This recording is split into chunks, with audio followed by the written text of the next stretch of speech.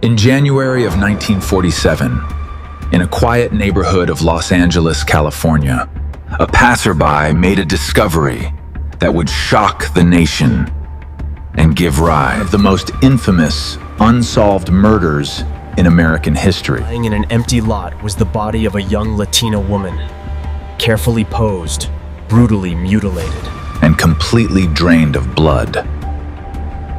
Her name was Elizabeth Short, but the world would come to know her by a far darker title: the Black Dahlia. Elizabeth Short was just 22 years old. She had moved to Los Angeles with dreams. Becoming an actress, like so many young women drawn to Hollywood's promise of fame and opportunity. Friends described her as charming and outgoing, though her life was far from stable. Elizabeth often moved between apartments, relying on acquaintances and temporary relationships for support. Despite her struggles, she remained hopeful that one day she would break into the film industry. On the morning of January 15th, 1947, a woman walking with her child noticed she initially thought was a mannequin lying in a vacant lot on South Norton Avenue. Moved closer, the horrifying reality became clear. Elizabeth's body had been severed cleanly at the waist, Drained of blood and arranged in a deliberate, almost staged position. Her face had been cut from the corners of her mouth toward her ears. Creating what investigators would later describe as a grotesque smile. Police quickly secured the scene, but the brutality of the crime made it immediately clear not a random act of violence. Whoever committed this murder had taken time. Precision, and displayed a chilling level of control. The autopsy revealed even more disturbing details. Elizabeth's body showed no signs of struggle at the location where she was found, indicating she had been killed elsewhere and transported to the lot. The precision of the cuts suggested the killer had medical knowledge or surgical training. Investigators began searching for suspects with backgrounds in medicine, but the list quickly grew overwhelming. Inspired by both her dark hair and a popular film noir released around that time. As news spread, media coverage exploded. Newspapers gave Elizabeth the nickname the Black Dahlia. The case became a sensation, drawing intense public attention and pressure on law enforcement to find the killer. Within days, the investigation took a strange turn. A man contacted a local newspaper claiming to be the murderer. He sent a package containing Elizabeth's personal belongings, including her birth certificate, photographs, and address book.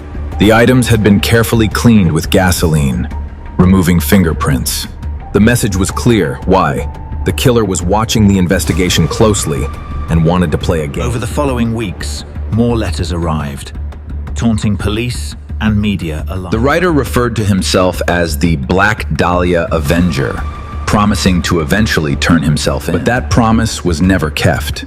Police received over 150 confessions to the crime, quickly dismissed as false. Detectives pursued countless leads, interviewing acquaintances, former partners, and anyone who had recently interacted with Elizabeth. Yet despite the massive effort, no suspect could be definitively linked to the murder. One theory suggested the killer was someone Elizabeth knew, someone she trusted enough to go willingly with. Another pointed toward a sadistic individual seeking attention, using the media frenzy to amplify fear and notoriety. Some investigators believed the crime was part of a larger pattern, possibly connected to other unsolved murders. As time passed, frustration grew. The investigation became overwhelmed by its own scale. Evidence was mishandled, tips were lost, and media interference complicated the search. It began as a focused case, slowly dissolved into confusion. Over the decades, numerous suspects have been proposed, including doctors, artists, and known criminals. Some theories even emerged from family members of potential suspects. Private confessions had been made, yet none of these claims have ever led to a conviction. The Black Dahlia case remains unsolved to this day. But warning, not because of lack of effort. Because of the overwhelming number of unanswered questions. Who had the knowledge and precision to carry out such a crime? Why was Elizabeth targeted? And perhaps most disturbing of all, Jesse, why did the killer choose to display the body so deliberately, almost as a message? Elizabeth Short's story became more than just a murder case.